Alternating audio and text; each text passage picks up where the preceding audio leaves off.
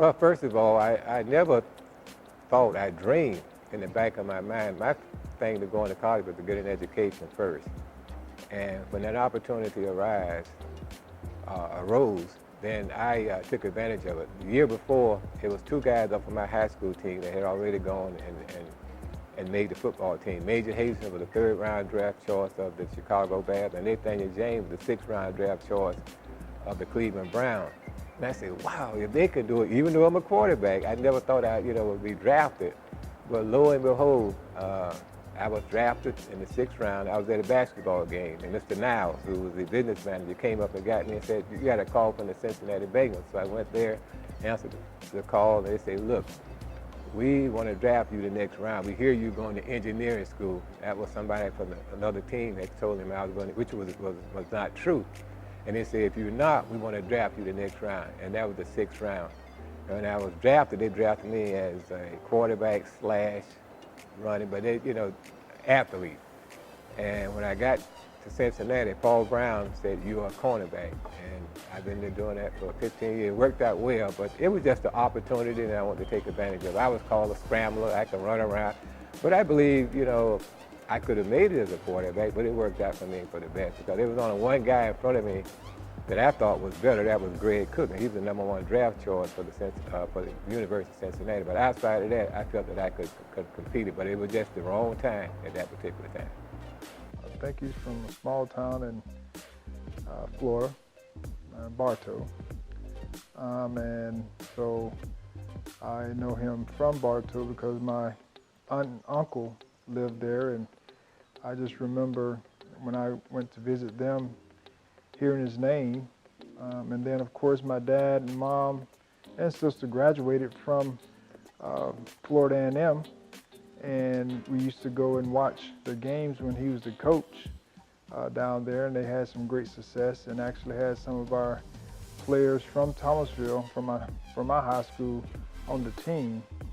And so I knew Coach Riley. I didn't know him. I would see video of him playing professionally, but I only knew him as a coach and as a NFL, hero.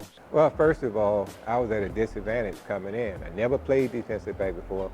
I was pampered as a quarterback in high school and in college.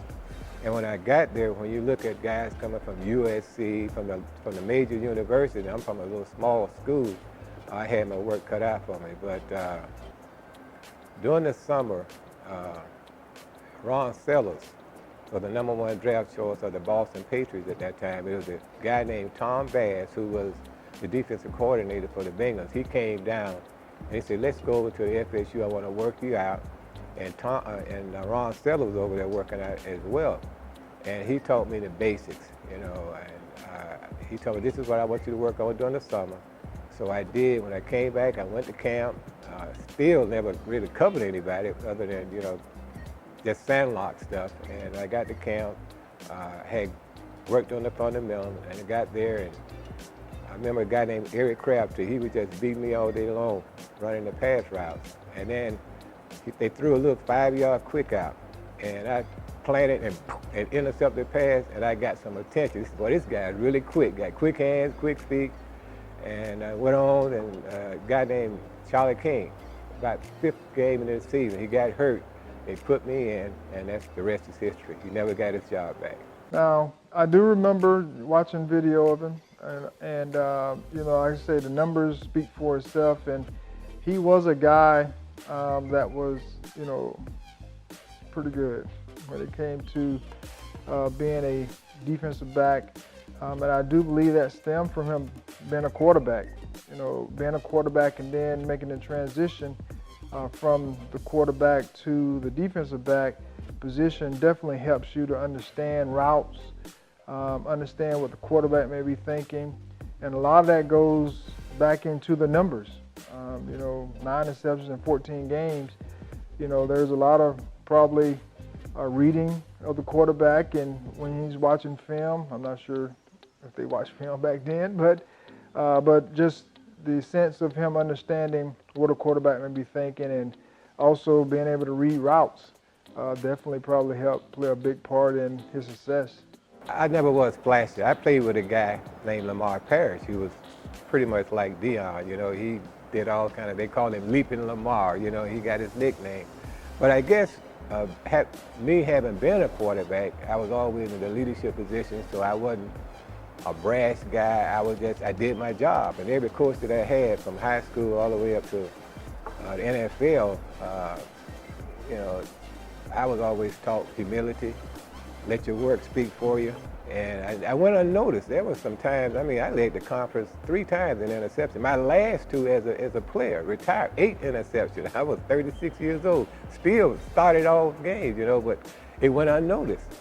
And that's something that, you know, I can't control. There are some guys that are in there, don't have the numbers that I have. I played in 207 football games. Not only that, I was durable. I played in more games than anybody in Cincinnati's history.